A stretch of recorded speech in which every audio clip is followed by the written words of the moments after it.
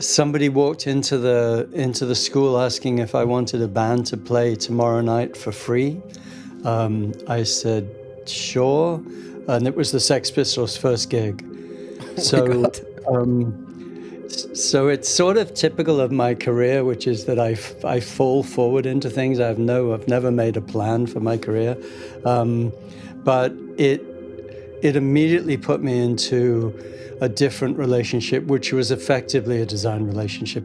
Welcome to the Design Discipline Podcast. My name is Mehmet Aydin Baytash. Today I'm speaking to Alex McDowell. Alex is best known for his work as a production designer and narrative designer. And don't worry if you don't know what those are, because neither do I. And I will ask Alex to explain in a few minutes, which is actually an extremely luxurious thing to be doing because Alex is a master of this craft. He's worked on blockbuster movies starting in the early 90s with the cult classic The Crow starring Brandon Lee, Fear and Loathing in Las Vegas, Fight Club, oh my god, Minority Report, The Terminal, Corpse Bride, Watchmen, Fantastic Mr. Fox, Man of Steel. These are some of the movies that he's worked on. It's ridiculous. But before we going into movies, Alex was in the music industry. He was innovating over graphics and production designs. Again, I'm just going to list out some of the artists that he's worked for: The Clash, Iggy Pop, The Cure,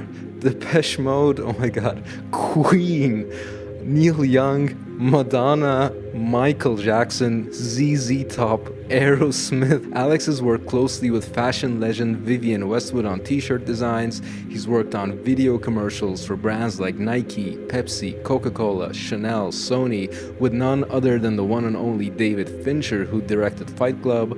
Alex has won a San Diego Film Critics Society Award in the Best Production Design category with Minority Report, and an Art Directors Guild Award for Excellence in Production Design for The Terminal.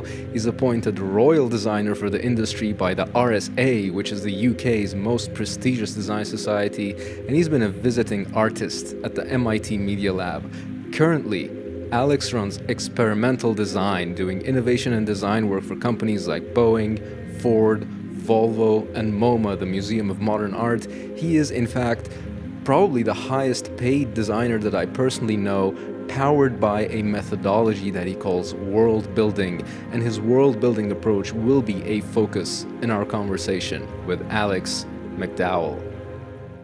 So, Alex, welcome to the show. Thank you for honoring us. How are you today? I am good, thank you. Where are you located? I'm in Los Angeles. This is my base, my home, and this is where the studio is. Although this year I'm traveling all the time for some reason, which I'm getting sick of. Were you not traveling so frequently before? Is it a new thing for you? It dropped off a lot in COVID, of course. In my profession as a production designer, I spent years abroad. The film production goes wherever production is cheapest, which means you can end up anywhere in the world depending on the exchange rate and the deals offered to film productions to come into a country. I feel like today I'm actually kind of talking to two people in one, because on one hand, you've been this very creative designer in the movie industry, in the music industry. And on the other hand, today you are a design consultant and innovation consultant with your company, Experimental Design. So perhaps I'm going to try to divide this conversation into roughly two. And I'd like to kind of take them in chronological order, if you don't mind. Can I ask you about your earliest design memory? Like maybe when you found out that design is a thing, or that design is a thing that could be done as a profession to make a living. What was the earliest moment that you realized this? I started my direction towards fine art, I suppose. I went to college in London to study fine art and drawing. The switch was from music. I was booking bands for my college. Somebody walked into the school asking if I wanted a band to play tomorrow night for free. I said, sure. And it was the Sex Pistols' first gig. Oh my So, God. so it's sort of typical of my career, which is that I fall forward into things. I've never made a plan for my career, but it immediately put me into a different relationship, which was effectively a design relationship. I started printing T-shirts because we were cheap, because I was using the college screen printing, and then just touched on working with Vivian on a couple of T-shirts. I definitely would not say I was designing any, but I started quite quickly to design record sleeves. And so I think that was for sure the switch. I was not a designer at all, but there were so few people making art for record sleeves that I was one of, just a handful, not even half a dozen at the time, making record sleeves for punk bands. It was really a beginning of a very different industry. The record companies didn't understand the medium, they didn't understand the bands, and we were in this very privileged position of working with bands where we were the connection. We were the ones connecting to the bands, and then we were the ones who were negotiating between the band and the record company to say, this is the design that will work. So I think I was both a designer and very quickly given a lot of power, I suppose, as a designer. I wasn't really working for anybody else. I've never really worked for anybody. And so that was the initiative that set me on my path, because I just began to have an expectation of control. Where and when was this? And also, at the time when you were doing these designs, who did you look up to as a designer? So I was in London. This was 1975, was the beginning of the punk movement, I suppose, when the bands really started emerging. I think I started designing in about 1976 or 7, and probably the influential designer, first of all, Jamie Reed, who designed the record, the Sex Pistols graphics, because he was coming at it in such a pure, kind of anarchistic, situationalist directive, and it was political and very clear.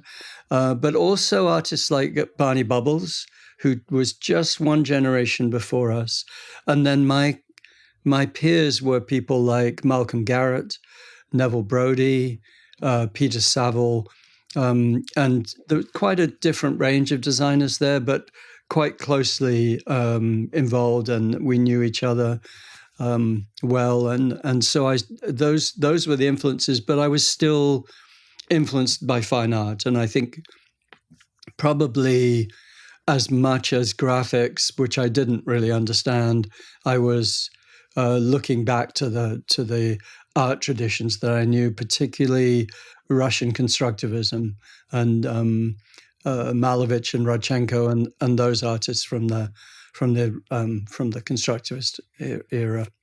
Wow, I'm a huge fan of that too. I love the style of like the constructivists and the cubists and Kandinsky and Malevich. Those are some of my favorite artists. I love going to and you usually find them in modern art museums. So whenever I visit a new city, if there's a modern art museum, I try to go to those places, and usually something representing the constructivists is there, and it's a pleasure to look at for me.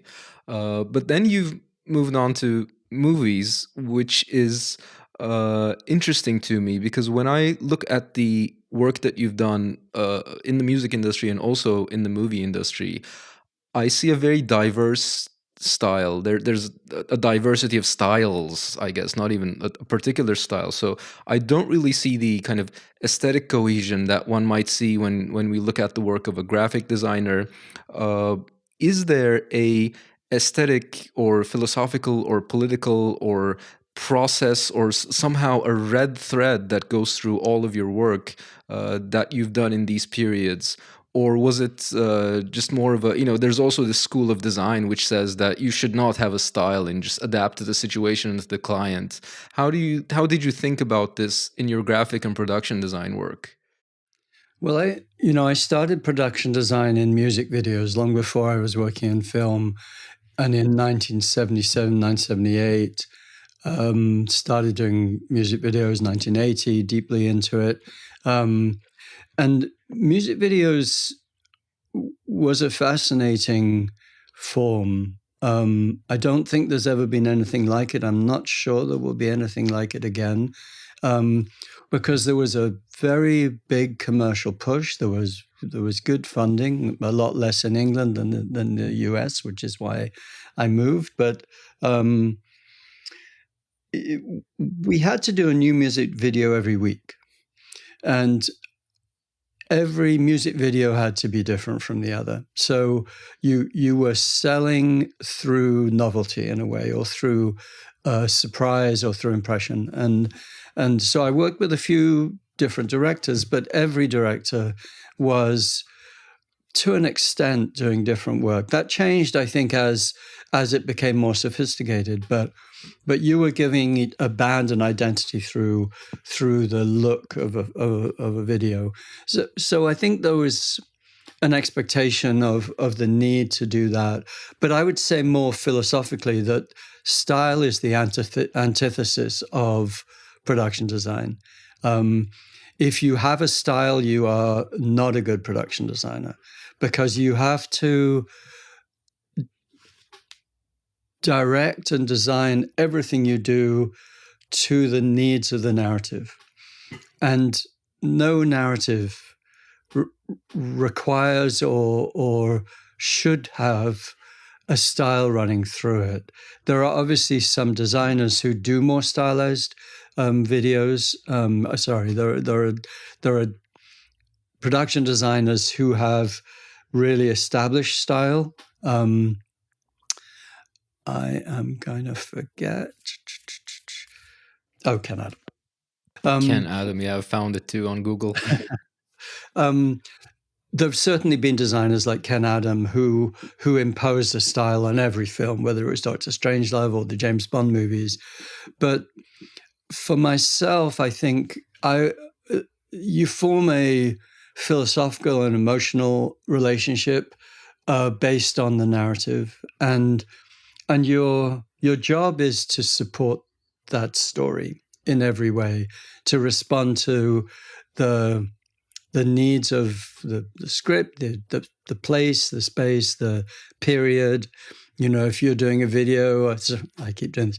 If you do a movie in 17th century Paris, then that's entirely distinct and separate from a movie on Mars. And obviously that's the extreme, but yeah, I think it's very different to most design forms. It's very different to architecture or chair design or graphic design, in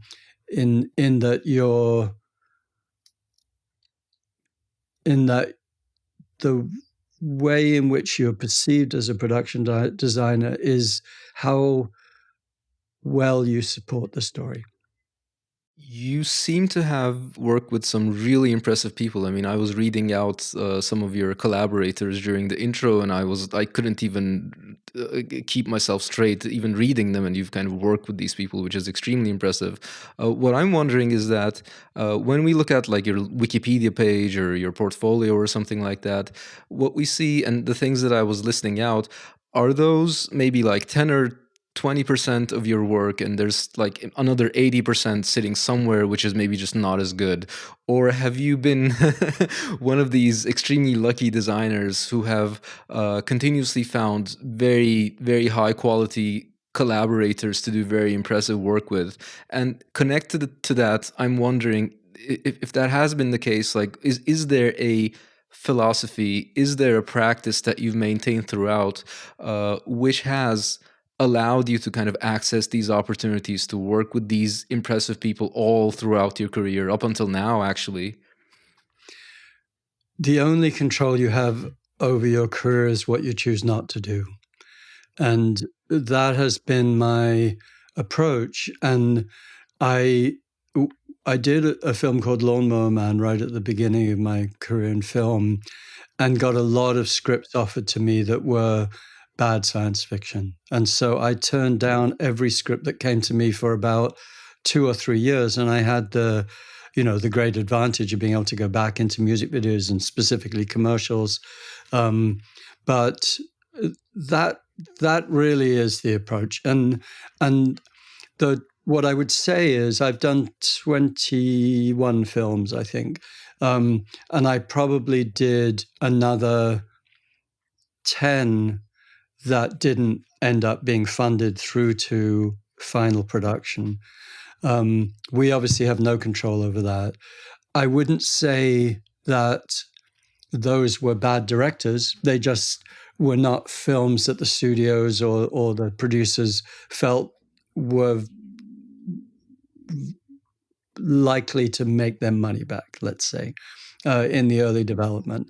And as a designer, you could work for 6 months on a film like that, and then it just closes down. But, I've made some really shitty movies, but they are known. They're on my resume. So, no, I think that's it, and ultimately, and actually quite quickly, you have an agent, and your agent says, first of all, the agent's job is not to put a script in front of you unless it's good. And second of all, to agree with you to turn down a film that either that you don't want to make, or a director you don't want to work with, or a script that doesn't appear that it will end up making a good film. That is actually such good advice. Thank you for saying that. And it's like saying no to things is a piece of advice that I frequently repeat to my students or the designers that I coach. And I try to implement it in my own life too, as much as possible. In fact, a few times I've even considered shutting down this podcast. And today I'm still actually considering it, but I'm also maybe to a larger extent considering shutting down everything else other than this podcast or this project, I would say, Design Discipline, which is more than a podcast. You have to be courageous. I think it's implicit when you are freelance and you cannot rely on the benefactor of a corporation or someone that you're working for. Is you're going to take risks all the time. I still take risks all the time, and you have to be confident in your abilities, but you got to take risks. I turned down something. I think I used to turn down work fairly frequently that would leave me without work, and I have to assume that something is going to come around the corner, and that I don't want to commit myself to something that is not going to be enjoyable. And I think a lot of the criteria I've used is not to be bored. And so I would seldom take the same work twice. Did you say not to be bored? Yes. Okay, the audio cut off a little bit. Sorry for that. Yeah, I think the criteria. One of the strong criteria for me is that I'm intensely curious and I'm easily bored, and I don't want to be bored, so I move on if something doesn't seem interesting to me. I agree 100%. I also feel like saying no is like for creatives or designers is kind of a great piece of like meta advice, because in design work itself, when you're doing the design or implementing the design, so much of maintaining a cohesive design, being able to create something that means something, is based on your ability to say no to the things that are not that thing. Like I can give the example of our mutual friend Timmy, who is known he's known for his work, but to a lesser degree also for his personal style, his clothing, which is always black and it's very kind of avant-garde. And when I go out with him, I also wear a lot of black, but I'm less disciplined than him. So I might have white shoes, I might have blue pants, but he's always, always, always completely black. And that's how you become known for a particular style. And that's how you become you create impressive designs because of that unity. And that comes from things not being there. as much as certain things being selected and included. But with that, I wanted to ask you the big question, and then I'll move into like the second part, which is the design consulting, the world building, and all of that. But before we get to that, what even is production design and what is narrative design? So these are the things that I see on your biography that define you when I look at the Wikipedia or different places. Could you please explain to us a little bit how it works and what even it is? Yeah, production design is a slightly abstract title. You know, there's a team of people around a director, and the director is at the center because the director is the intersection of story and budget and with the producer, and he is responsible for the final, his name is going to be on the film. And so first of all, the production designer is there to support the director in the look of the film. The clearest definition, I think, of a production designer is that you're responsible for everything that contains the story. And so that means the physical container, it means the environmental framework, it means the world literally around the story, and everything that is connected to or invested in that framework, that container of narrative, is your responsibility as production designer. There is not a confusion, but I think there is a role called art director, which is sometimes synonymous with production designer, but generally I've always been a production designer, and I've always hired an art director, and a production designer has a responsibility for final decision making, and for negotiating with the producer, negotiating with the director, and negotiating with all the other keys, as they would be called, the cinematographer, the costume designer, etc. So you, in your own way, a production designer is at the hub. And if you follow the linear path, which it has often been, even though I would push back on the idea of linear in film altogether, but there is a series of decisions you have to make and responsibilities you have. First of all, for the ideation, the response to a script. I would say arrogantly that my job as a designer is actually to throw the script away, because a screenwriter is not a designer, and the descriptions in a script are seldom useful for a production designer. So you're respecting the story, but you're not paying attention to the descriptors of the environment often. There's plenty of exceptions to that. But so you ideate based on the way in which you form, what the director is.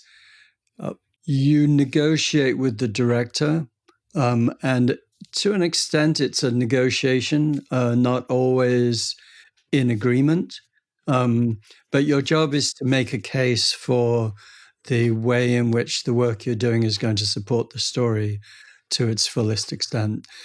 Then you go deeply into research, which is a crucial part of what you're doing, because your frame of reference has got everything to do with the way in which you gather information.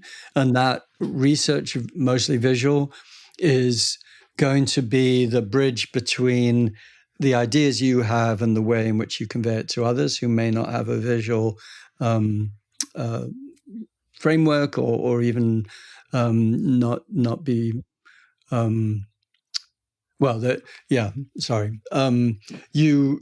you're developing a look. You're developing a look through visual material, and that's a negotiation that allows you to make it clear what your intentions are to a broader array of people. Then you move into design, and there is lots of aspects of what that means, but illustration, 3D modeling, sketching, wireframe, and then gradually into to final design, and then that design is turned into construction drawings very often, and those construction drawings go to an entirely different group of people who are responsible for building the sets, and then I'm responsible. The production design is responsible to supervise that. That includes surface and material and color, and therefore paint, and that's a very close relationship with the painter. But that set might be on a location, and you're responsible for finding those locations or supervising the finding of those locations, or on a stage, or in a miniature, or in visual effects. So you're responsible for that. And then the set decorating, which is obviously everything that fills that space, and the props, which is everything in the actor's hands. And then negotiating with the cinematographer, because lighting is such a crucial part of whether your set is going to work or not. And a lot of the time, that's negotiating over color, texture, reflectivity, matte finishes, where windows are, where's the light coming from, etc.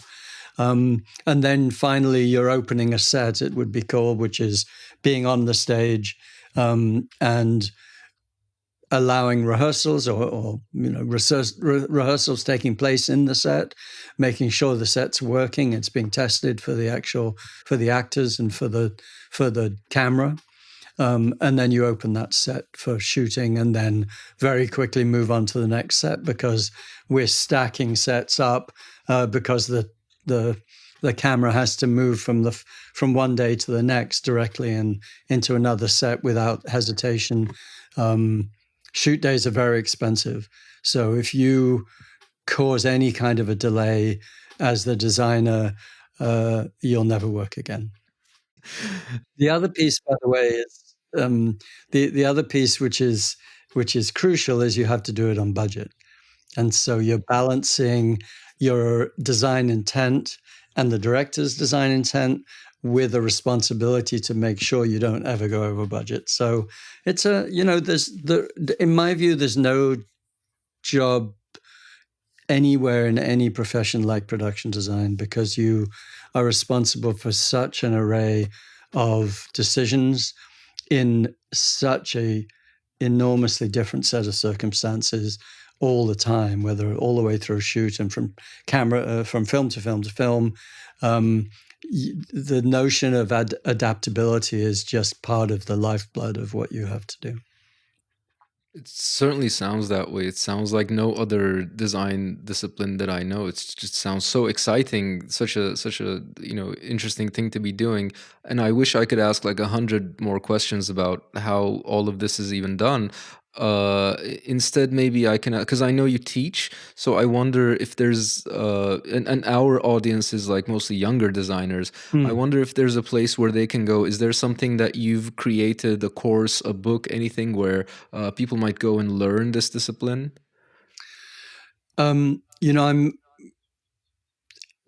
It's notoriously it's a problem for me, because I've never had the time to stop to properly record my process in any concise way. So the book is still to be written, and it would be a book on world building, because that's kind of world building is the overall descriptor of what I would say I do, from film to everything I'm doing now. But so I teach world building at USC.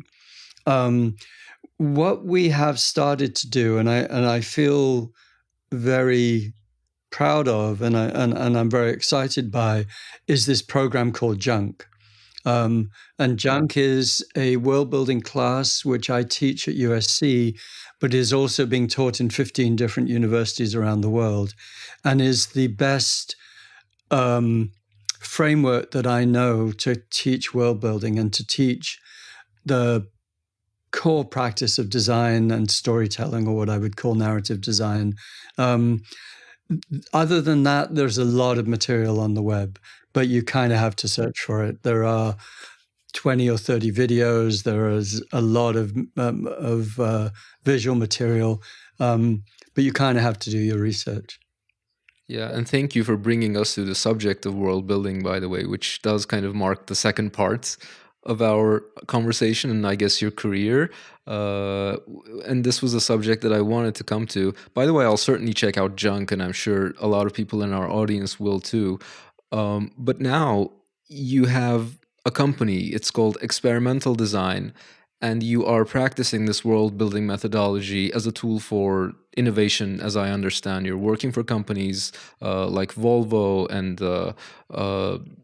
Ford and was it Sony, or am I wrong? But larger corporations to sort of characterize them in a general sense.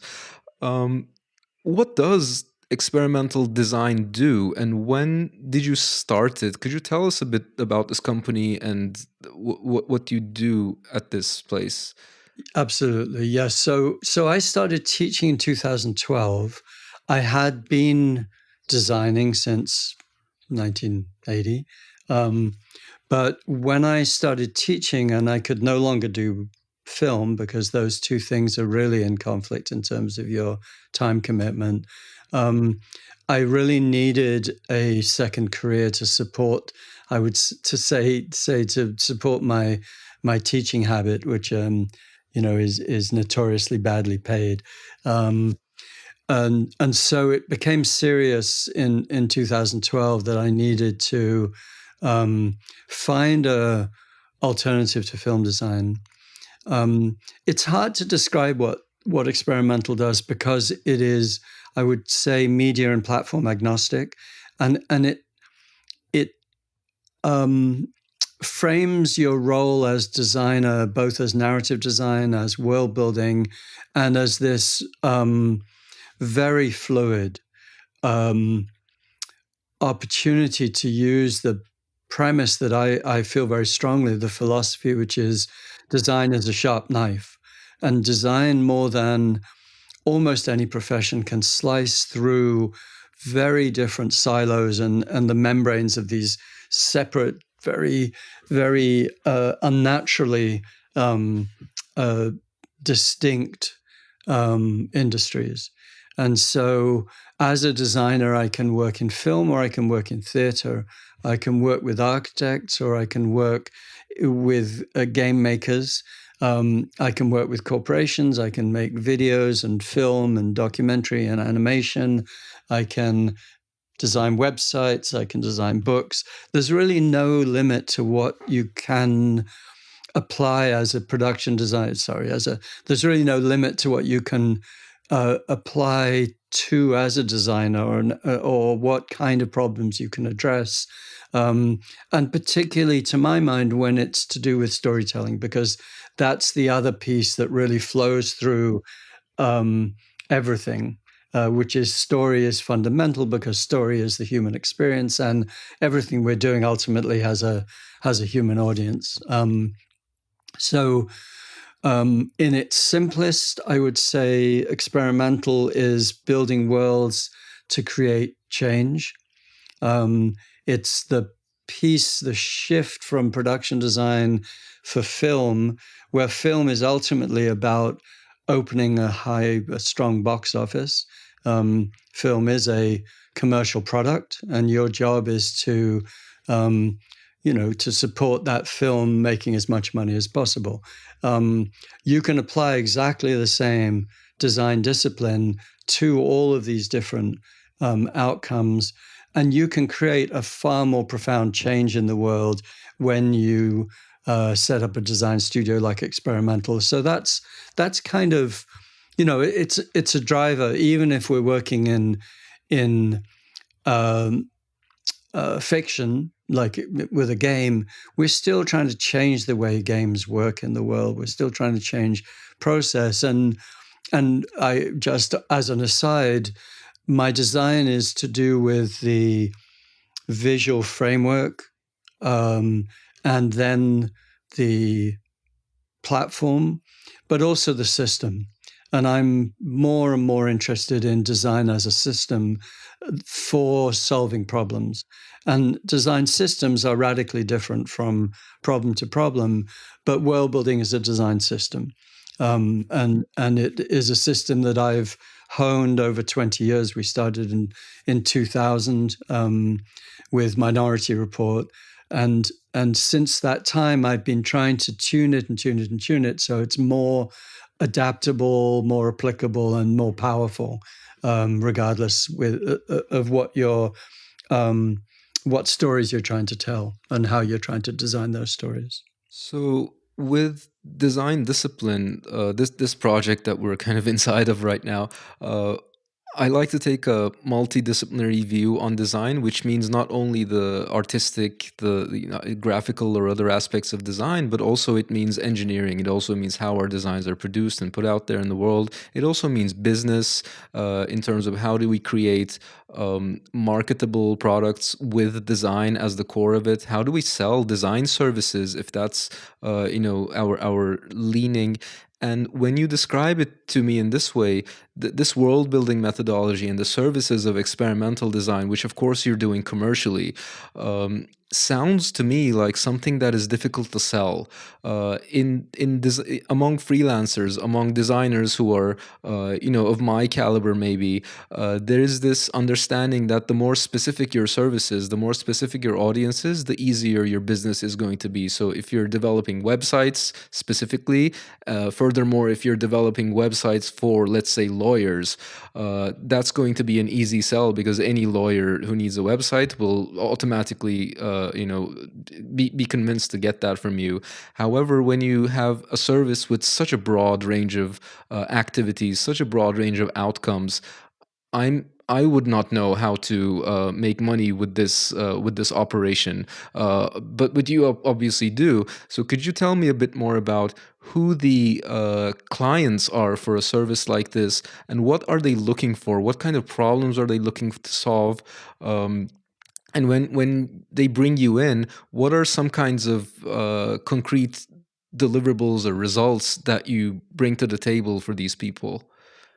Yeah, it's a great question. It's fundamental. It's a fundamental problem we have, for sure, because we are trying to sell something that sounds like this.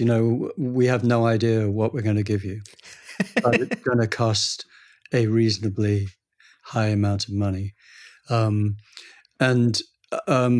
so at the most obvious level, your portfolio gets you a long way.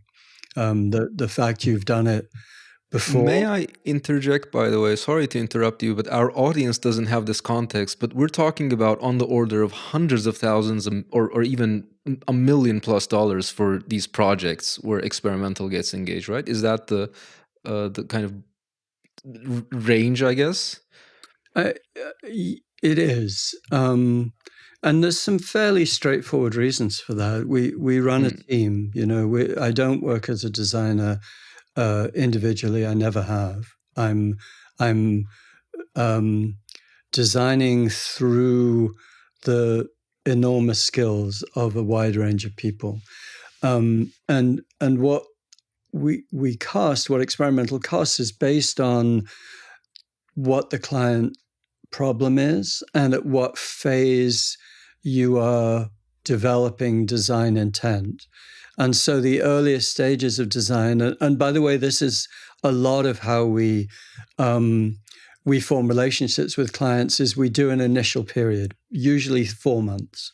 And in that time, we are at our sort of lowest level of cost, and we're trying to ideate in a very close partnership, which is the other piece that's very important to us, is the design. The client is a partner. We can't really move forward unless we are in this relationship with the client that says, you, the client, have the knowledge we need in order to do our job.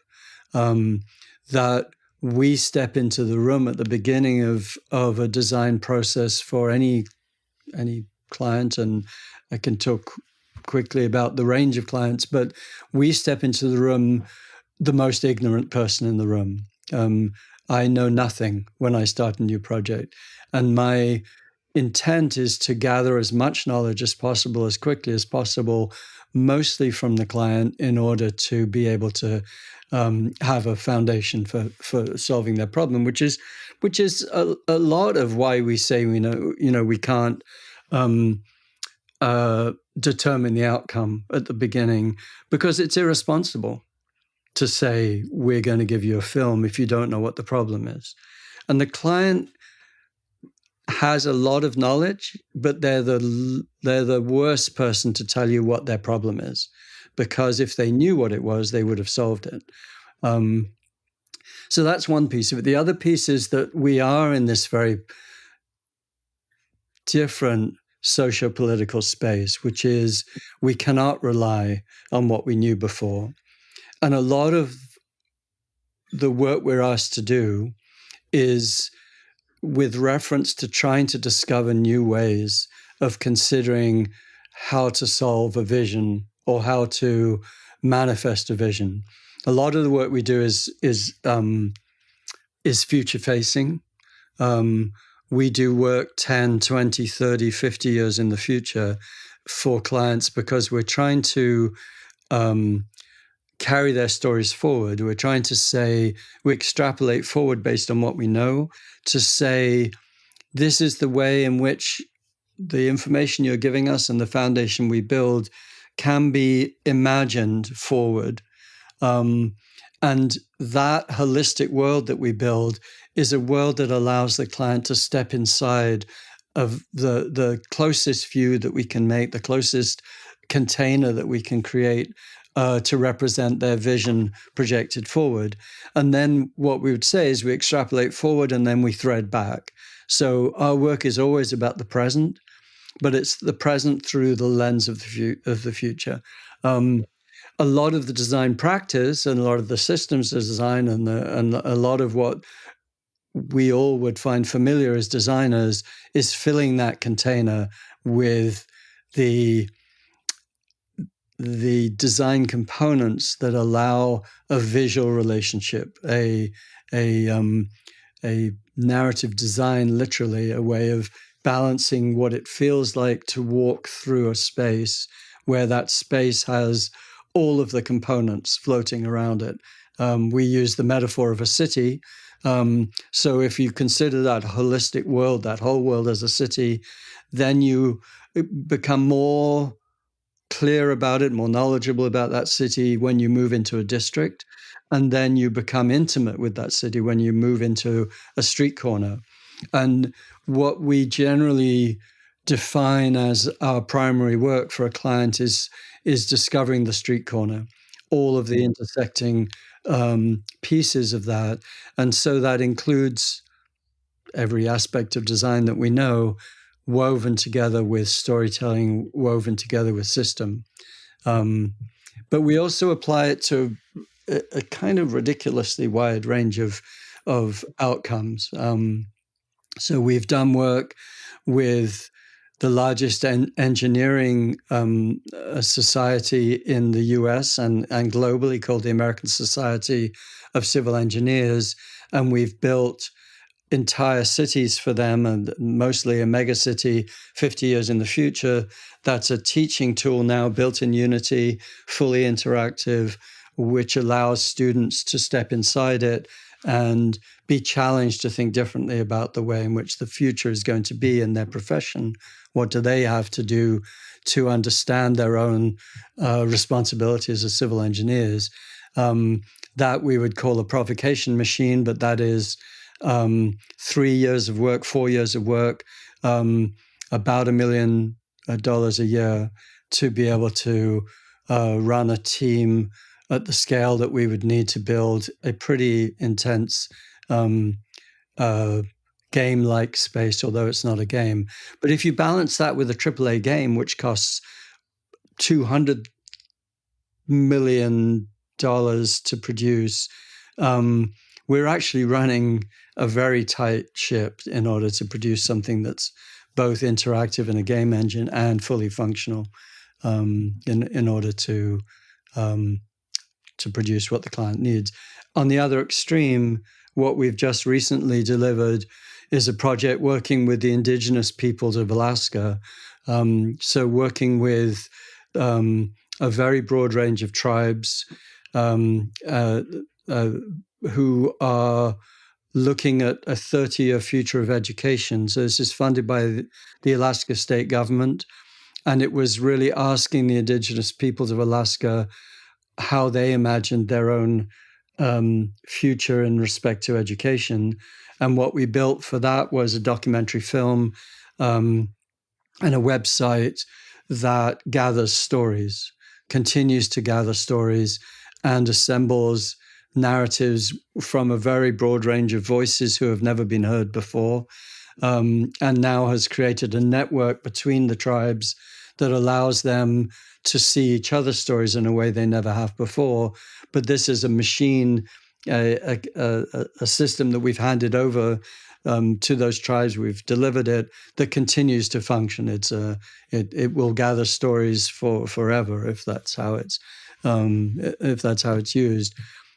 So it's a broad range that we do, and everything in between, working with Nike at the future of sustainability, or Ford in the future of cities, or Volvo in a future where Ford changes its responsibility from just making cars to delivering safety on a global level.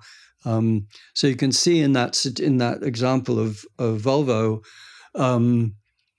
there isn't some practice in the company that looks at how to produce safety as a product.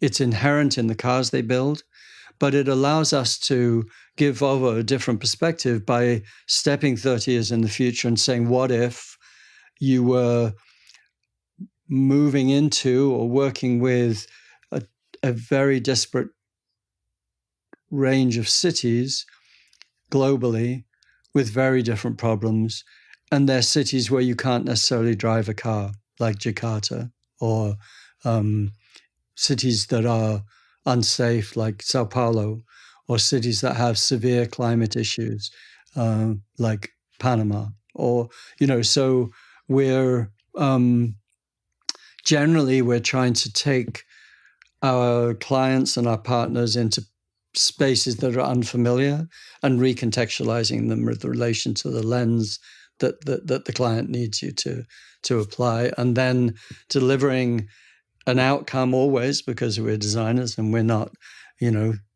philosophers, and we're delivering with, we want to hand a product to our client. So we do work with a game engine. We work a lot with game engines, but we deliver websites, and we deliver films, and we deliver animation, and it's very much on the basis of need. So multiple times you've mentioned the team, which is obviously one of the most important components of this kind of operation. Could you tell me about who's on this team full time, and who do you bring in, like on a freelancer basis? What does the composition of people look like on projects like this? Also a great question. I think you mentioned specialization, and the people who are at the core the hardest for us to work with are specialists, because we are working with a very broad lens, and we may start off with the idea that an interactive outcome is the product, and then realize that animation is a better outcome, or virtual reality, or a website. So if we hired a film designer or a game designer, they might not be able to adapt to that shift.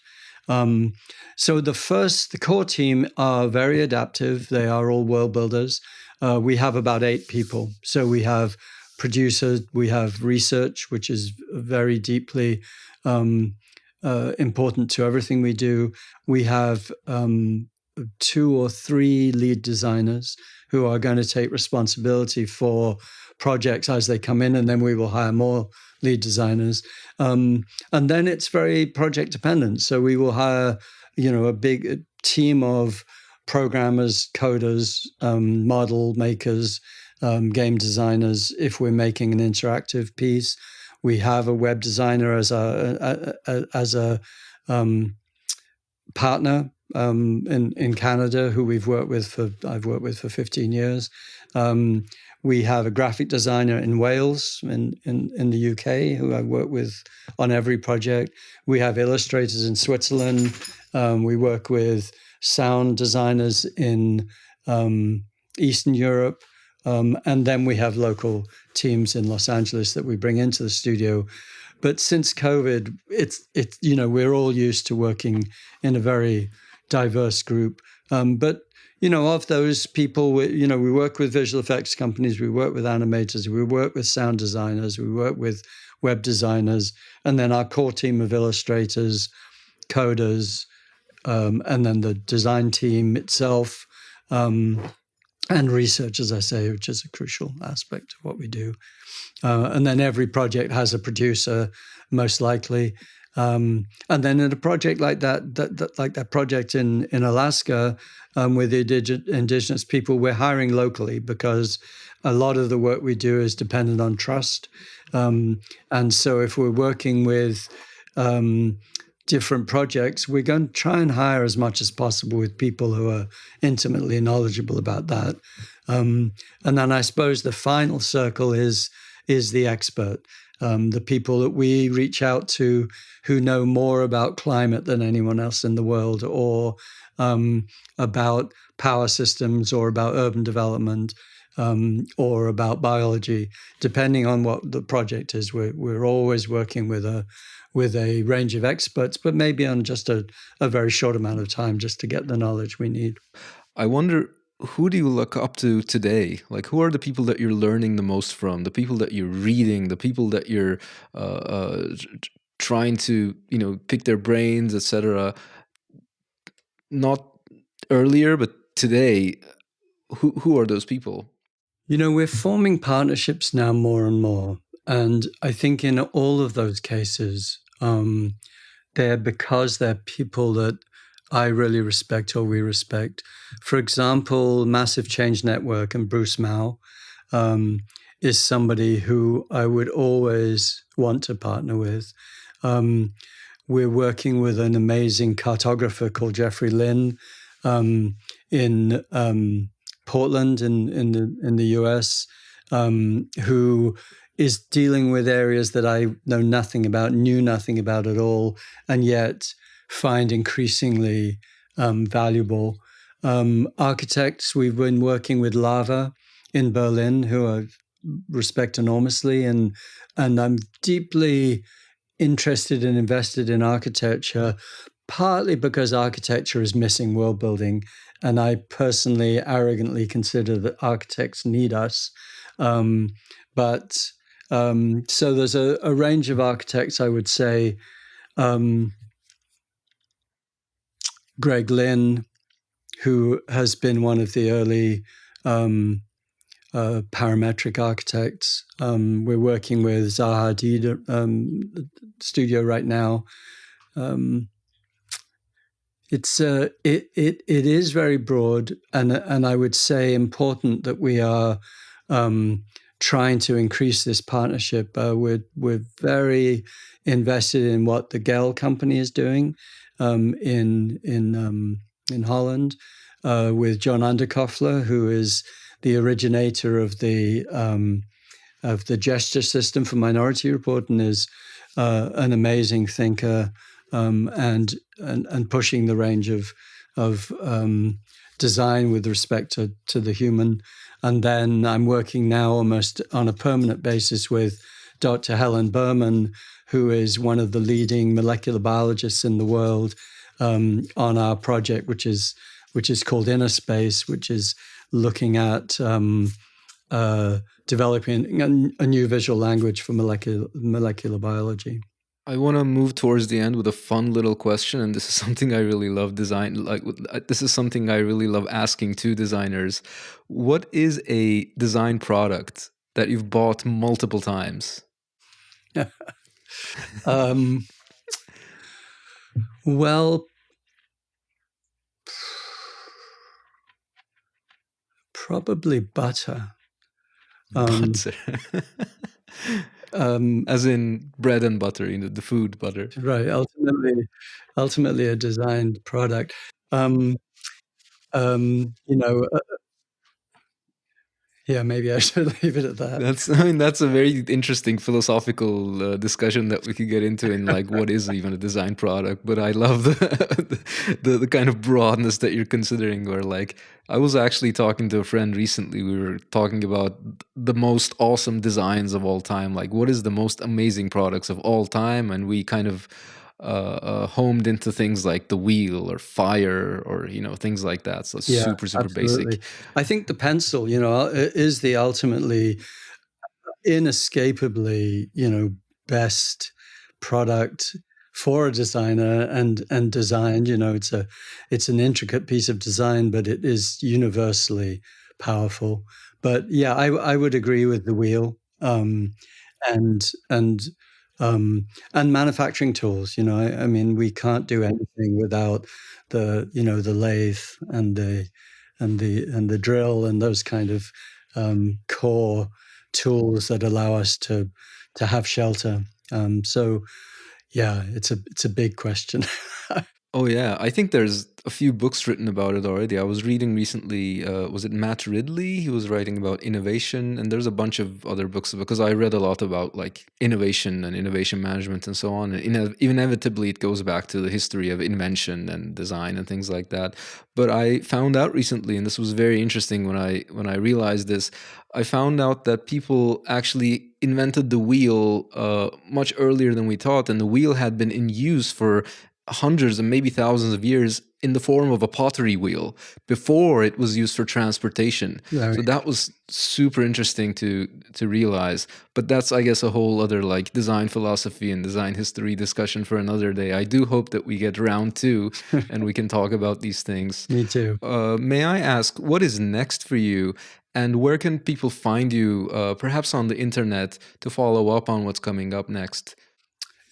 Well, always through experimental design, always through our project Inner Space at USC, and generally at USC in the School of Cinema. I think that it's a project I'm in the middle of, but it's going to run for a long time, and will have to run for a long time, which is called Inner Space. And it's a product, it's a project, an initiative at my lab at USC called the World Building Media Lab. And it is an art science project. And this is an entire episode just to talk about art science as a discipline that we're just scratching the surface of. But developing a new visual language for molecular biology and creating it as an interactive environment in virtual reality and mixed reality, and turning it into a tool and a system and an experience that can teach the notion of what's going on inside our body. And it's allowing children and students at college and PhD students and the general public and scientists at large to collaborate and understand really an unknown world, a world inside us that has been only the domain of molecular and structural biologists for hundreds of years, and for the first time is being opened up because of virtual reality, that for the first time you can step inside a human cell at scale. You can understand the full scope of what it means to be in a cell and to see the mechanics of the way a cell works, and then expand that to all of the cells and the muscle tissue and the heart and the brain and everything that's inside the human body, which is a large project that will take decades. I wish we could continue forever. This has been such an interesting conversation. You've done such interesting work, and what's even more impressive and exciting is that you're continuing to do all of this. So I hope that we might have more conversations in the future. I hope that we, get together again in the future. And thank you for all of this. I'm very happy to have made your acquaintance and have had this conversation. Me too. This has been great. Thank you.